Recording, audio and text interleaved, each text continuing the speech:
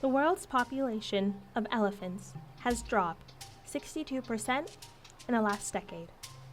With poachers killing to produce ivory for trade, there's now a new rising threat: dehydration. For creatures that symbolize strength, longevity, good luck, and fortune, the odds hardly seem to be in their favor. Elephants are not the only creature in danger of this new threat. Impalas, baboons, hartebeests, and buffaloes are all animals in the Kenyan wildlife at risk of dying of dehydration during the dry season, a time where in Kenya you see little to no rain, meaning no drinking water for the wildlife roaming in the Kenyan heat.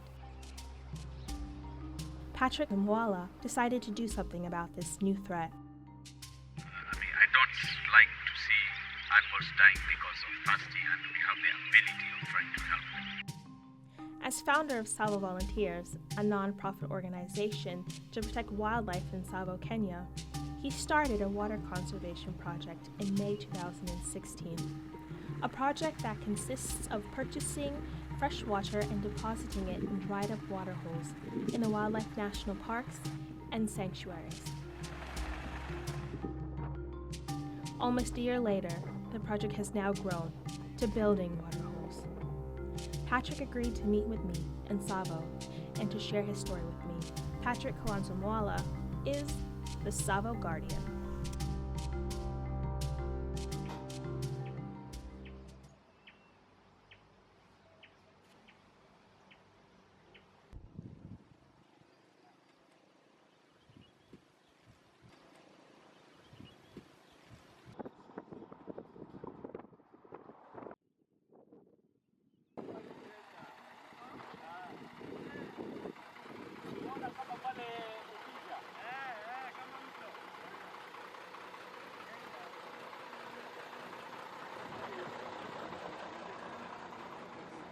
Depositing water here because, as you see, it's a mud waterhole, and it plays a very big role in this ecosystem because it's one of the waterholes where the elephants can come and wallow and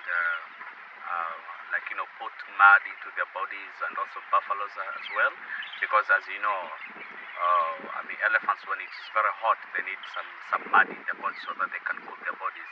And animals like also buffaloes, most of the time when it's dry, they have a lot of ticks, and when they put the mud in their body, they suffocate the ticks. So it has been one of the very important waterhole, and I like it so much because it's the waterhole that has served many animals as well.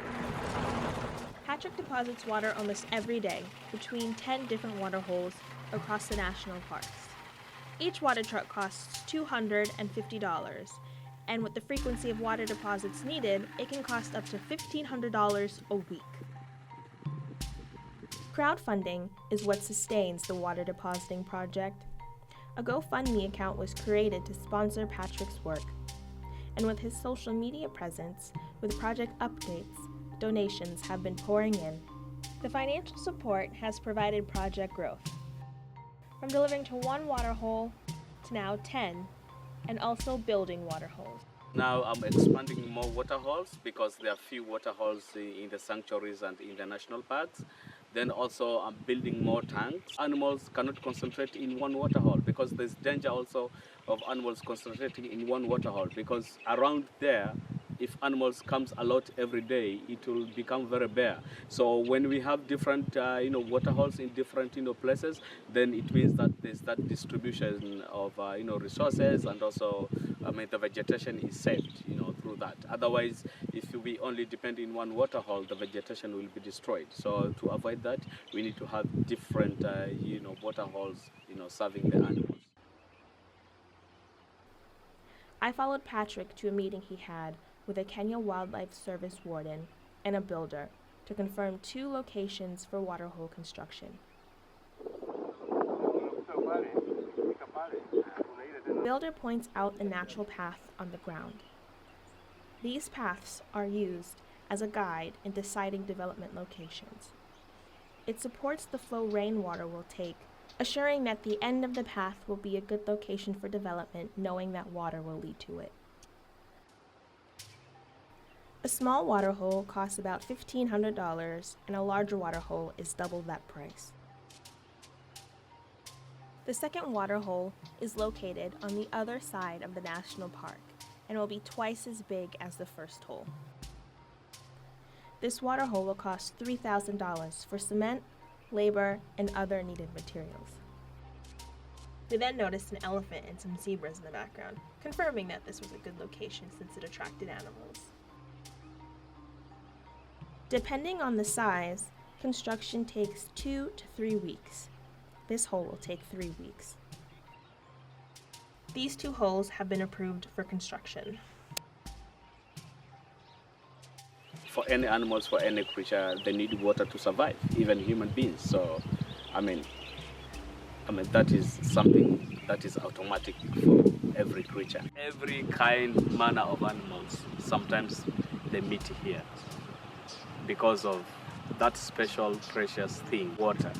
Water is life.